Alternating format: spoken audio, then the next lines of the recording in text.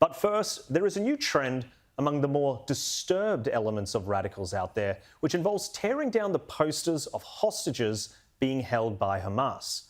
240 hostages are estimated to be trapped by these evil terrorists in Gaza, and it is a cold, hard fact you seldom hear from those asking Israel to stop moving forward with the ground invasion. In fact, the reality of that horror is so contrary to the narrative pro-Hamas figures want to push, they are trying to remove all evidence of these hostages from public. Take a look at what has happened here on the streets of New York. Please stop ripping up posters down. These are innocent civilians in Israel. You, Israel. What? You. These are our members. We have family. You. Talk that way, my sister. You. And Israel. Don't down these posters. In that propaganda. Well, there are similar videos surfacing in Western countries all over the world. So how has the media reacted? Not a shred of decency. The New York Post splashed the faces of these women on the front of the paper yesterday, and the Twitter post alone has already been viewed more than 13.1 million times. It was a brilliant front page which cast a spotlight directly on the extraordinary cultural issues we face in Western countries. It was a paper saying, no, that is a line we do not cross in this city. And predictably, when many anti-Israeli activists looked at that front page, it didn't trigger any contrition. It didn't cause them to pause and think perhaps we shouldn't attempt to erase the existence of hostages from the public. Now, here's a few of the top comments on the New York Post's tweet. How much is the Israeli government paying for the New York Post? This is deplorable. You should be ashamed for exposing them to such danger. You're disgusting, and you will be remembered in history for your support and contribution to evil and genocide. Public shaming, New York Post illegally publishing their photos. That puts their lives in danger. Now, these women stood in public, arrogantly ripping down the posters of people going through hell to hide their stories and to hide their horror. But when the reality of their actions is captured on camera and then reported on, well, it's all just the fault of the media, isn't it? Because the media exposed the reality of their actions. Now, if you don't have the courage or the integrity to stand by what you do in public, maybe don't do it. The world sees them now, and that is probably a terrifying thought, as deep down they have to know how repugnant a decision it was to remove the posters. Well done to the Post for drawing a hard line in the sand. And perhaps next time an activist wants to rip down a poster hung by a grieving family member, they will remember the shame of these two women. Perhaps they will remember that outside of their niche social circles, mainstream people find this behaviour reprehensible. Well, joining me on the show this week is Sky News host Caleb Bond and Sky News host Caroline DeRusso. Caleb, let's start with you. Thanks for joining us on the desk. Pleasure. These videos, they're popping up everywhere. We've seen a similar one in Bondi, which has resulted in 2 people being charged. We've seen them in Canada. We've seen them in the UK.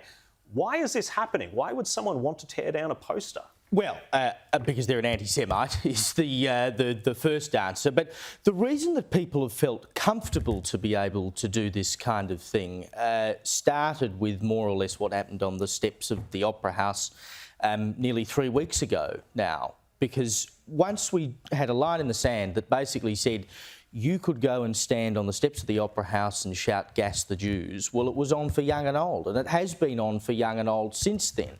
And that's why it is important for these events to be reported on without fear or favour. Now, certain sections of the media haven't done that. Certain sections of the media seem to have sympathised with Hamas and bought Hamas's propaganda, particularly when it came to that blast near a hospital in Gaza. You know, Hamas came straight out and said, oh, well, it was an Israeli bombing.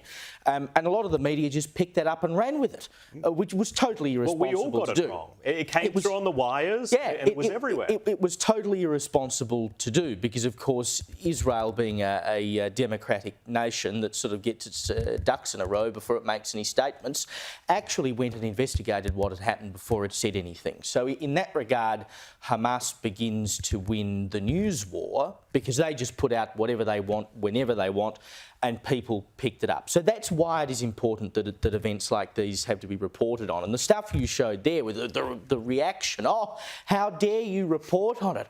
I mean, for heaven's sake, it's not illegal. If you're doing something in public, it's quite legal to film you. But people don't want what they do to be reported on. Now, if that is your reaction, that, oh, how dare you report on this, maybe you ought to question why you did it in the first place. If you're upset that people know that you did it, why did you do it in the first place? Yeah, it's such a good point. And Caroline, let's bring you into this now as well, because the role that the New York Post played in this and sharing this photo and effectively by putting a story on the front page, you're saying, today, this is the biggest issue our city faces. A lot of people in the comments were saying, oh, well, this isn't important enough. You're bullying these women. What do you make of it? Was it the right call by the Post? I think so. And particularly a city like New York, it does have a huge Jewish population. So I'm sure for residents of that city, they would be comforted to know that the media isn't all one side on these things. And the thing that I find the morbid irony about people criticising, oh, well, what about these people and their safety? These are the Words of Violence Brigade. And the Words of Violence Brigade have absolutely no qualms when it comes to civilian people being held hostage in another country.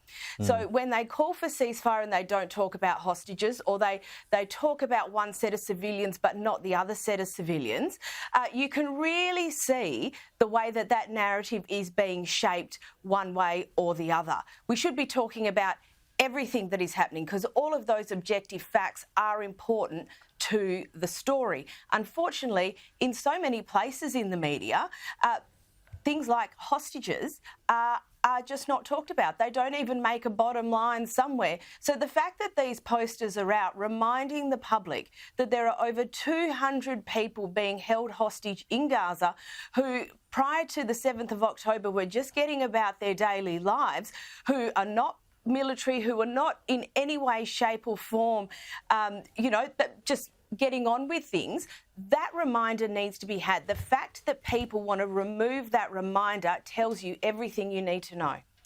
Now, Caleb, I also want to get your reaction to some footage of an ingenious way that Israeli supporters are getting around people tearing down their posters. Let's take a look.